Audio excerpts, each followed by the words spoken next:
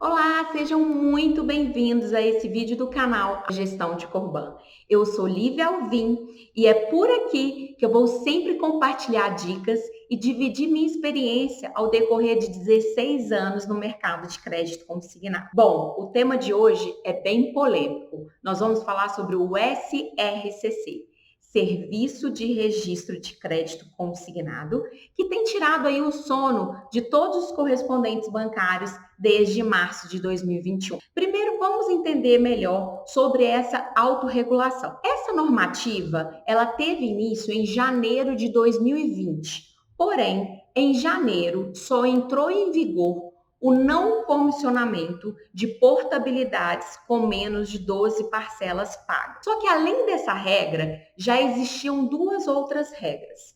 Quais são elas?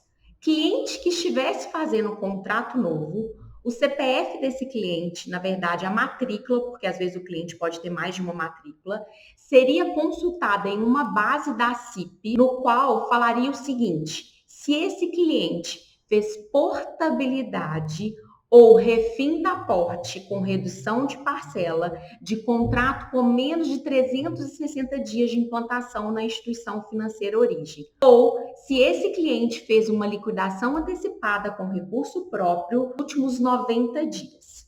Caso ele tivesse feito algum desses eventos, o contrato novo não seria passível de comissão para o correspondente bancário. Porém, apesar dessas três regras já existirem desde janeiro de 2020, somente agora, a partir do dia 17 de março, que as duas últimas regras citadas passaram a valer na prática. Porém, eu preciso que você entenda direitinho o que está acontecendo entre as regras da normativa na teoria e o que tem acontecido na prática, ok?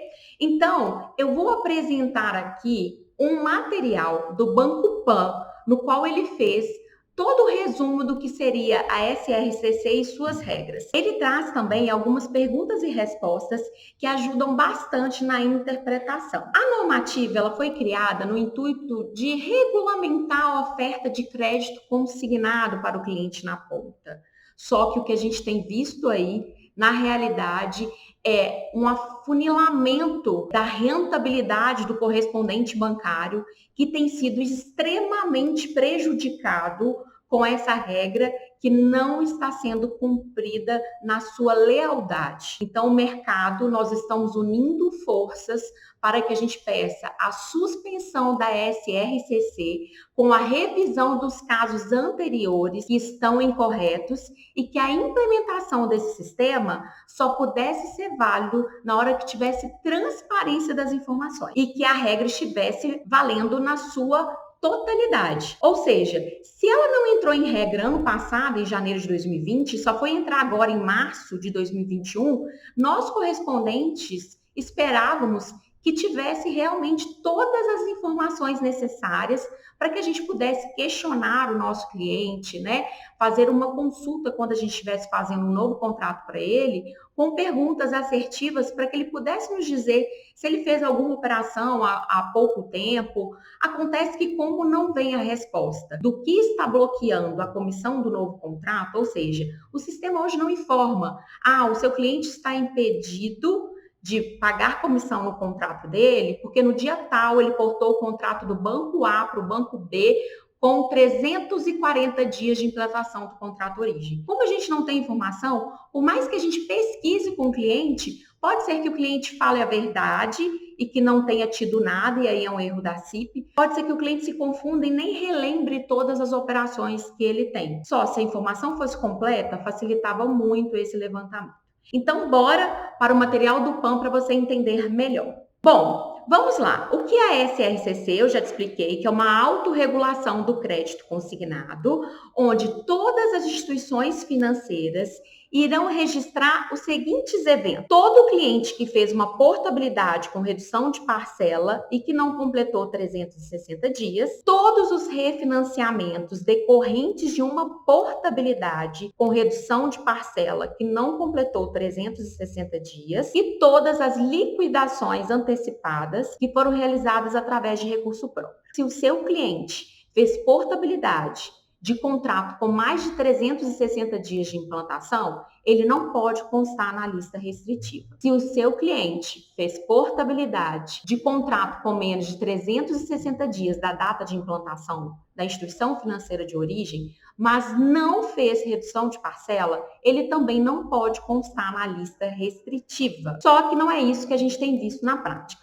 Veja que o Banco Pan ele deixa bem claro que essa análise é por matrícula. E nós estamos vendo na prática que a análise tem sido feita por CPF. Ou seja, às vezes o cliente fez realmente um aporte com redução de parcela de contrato de menos de 360 dias na matrícula A, agora está fazendo um contrato novo na matrícula B, e os bancos não estão remunerando porque a CIP fala que o contrato não é elegível à comissão. Quando que começou essa consulta de CPF? Todos os clientes tiveram registro, caso eles se encaixassem em algum desses eventos, a partir do dia 17/3. Então, a consulta para novos contratos se realizou a partir do dia 23. Cada contrato novo que você estivesse fazendo no dia 23, iria ser feita uma consulta baseada se o seu cliente nos últimos 90 dias, fez alguma liquidação antecipada com recurso próprio. E no caso de portabilidade, valia a partir das portes do dia 17/3. É importante que você entenda que existem duas regras, basicamente.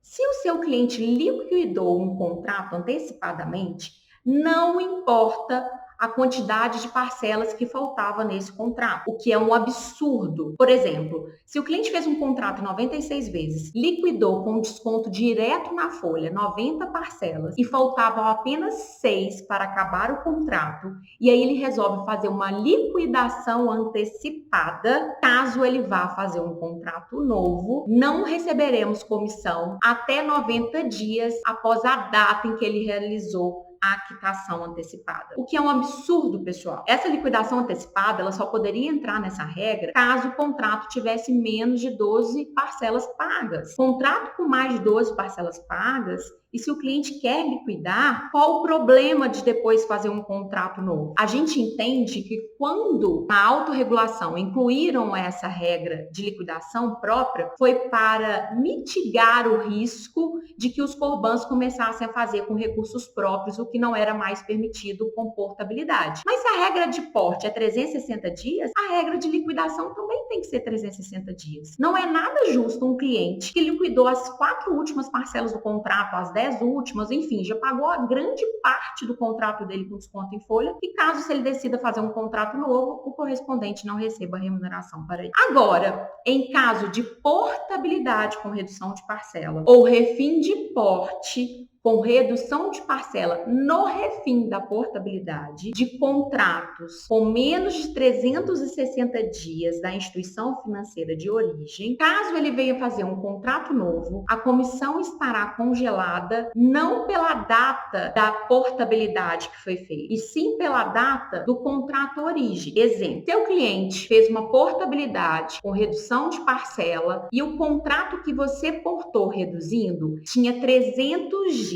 Você vai ter que esperar 60 dias, ou seja, 2 meses, para poder fazer um novo contrato e ser remunerado. E não esperar novos 12 meses. É como se você tivesse que esperar o tempo necessário para completar os 360 dias para poder fazer uma nova operação e receber comissão. Qual que é a intenção disso? Já que você vai ter que esperar completar os 360 dias para fazer um contrato novo e receber comissão, não faz sentido você fazer aporte antes.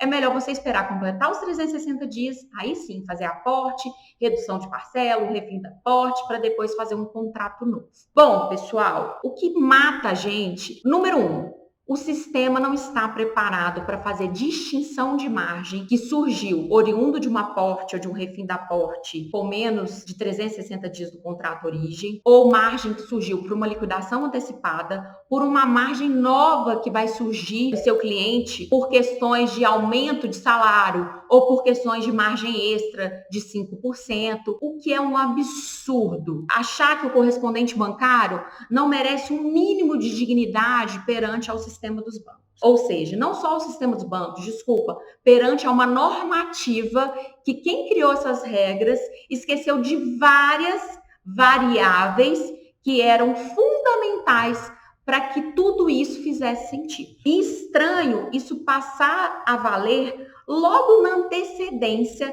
de uma medida provisória que vem trazer margem extra de 5% para os servidores federais e a continuidade da MP da margem extra para aposentados e pensionistas do INSS. Sabendo que os sistemas não estão prontos, sabendo que existe aí muitas falhas e que no fim, quem está sendo prejudicado são os correspondentes bancários e muitas vezes o cliente que está pagando aí na ponta o repasse, pois a operação não está sendo remunerada para o correspondente bancário, que se vê numa situação de cobrar o repasse para o cliente, para que ele possa sustentar a sua operação. Não estou aqui falando ou defendendo bandeiras se cobrar repasse é certo ou errado. Estou só posicionando o que tem acontecido aí no mercado. Bom, te indico a ler todo o material que nós vamos anexar aqui do Banco Pan para que fique bem claro na sua cabeça as regras. Eu te aconselho a fazer um dossiê de todos os clientes que você não recebeu comissão. E aí temos duas situações. Aquele cliente que você não recebeu comissão porque de fato ele se enquadra em uma das